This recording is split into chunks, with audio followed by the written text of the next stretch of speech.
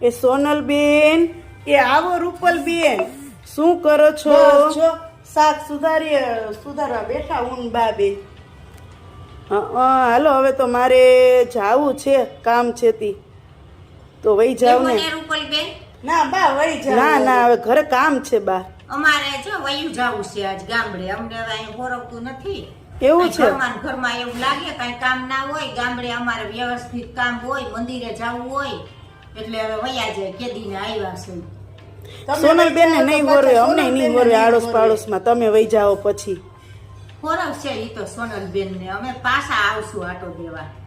હા પણ જો છે ને રૂપલબેન, હવે ગઈઢા માણાને બહુ જાજાદી સિટીમાં હોરવે નહીં. એટલે પછી મને એ કાલના કહે છે કે સોના હવે અમે વયા જઈએ, અહીંયા અઠવાડિયું 10 દી થઈ ગયા તો મેં કીધું વાઈટનો દી રોકાઈ જાવ, કાલ વહી જજો. કે વરસાદ પાણીના અહીંયા ફસાઈ જાવ તો ઘરમાં ને ઘરમાં રહેવું પડશે. એટલે પછી ઈ હવે કાલે નીકળે છે.